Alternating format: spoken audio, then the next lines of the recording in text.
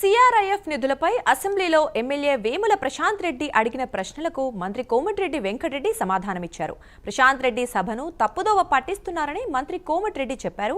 కాంగ్రెస్ ప్రభుత్వం వచ్చిన తర్వాత 850 కోట్ల సిఆర్ఐఎఫ్ నిధులు మంజూరు చేయించామన్నారు. ఇప్పటికే 50% పనులు పూర్తయ్యాయని తెలిపారు. 850 కోట్లు మంజూరు చేయిస్తే 250 కోట్ల రూపాయలని చెప్పడం సరికాదన్నారు. రాష్ట్ర ప్రభుత్వ రోల్ ఏముంటుందంటే ల్యాండ్ అక్విజిషన్ చేసి ఇవ్వాలి, వాళ్ళే కాంట్రాక్టర్లను పెడతారు, వాళ్ళే కట్టించుకుంటారు, మన రోల్ తక్కువ ఉంటుంది. అయితే 2017 నుంచి పట్టించుకోలేదన్న మాట మాట్లాడినారు అధ్యక్ష. దీనికి గజిట్ వచ్చిందే 2017లో.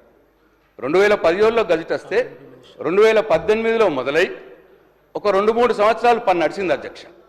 అయితే సార్ ఆన్సర్లో చెప్పమన్నారు సార్, ప్లీజ్ ఒకటే ఆన్సర్లో చెప్పమన్నారు సార్.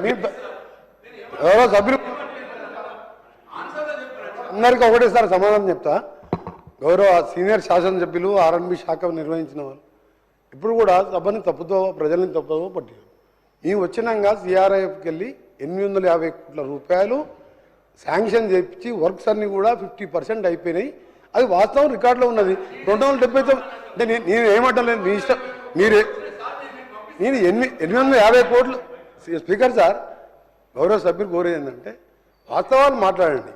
850 కోట్లు నేనే శాంక్షన్ తీసుకొచ్చి టెండర్లు పెట్టించి 50% వర్క్స్ అయినప్పుడు 290 కోట్లు అని చెప్పడం తప్పు.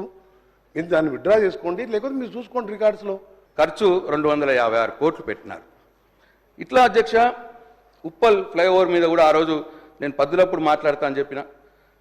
ఇది సింపుల్ అదే. ఉప్పల్ ఫ్లైఓవర్ అనేది నేషనల్ హైవే ప్రాజెక్ట్. రాష్ట్ర ప్రభుత్వ రోల్ ఏముంటుందంటే ల్యాండ్ అక్విజిషన్ చేసి ఇవ్వాలి, వాళ్ళే కాంట్రాక్టర్లను పెడతారు, వాళ్ళే కట్టించుకుంటారు, మన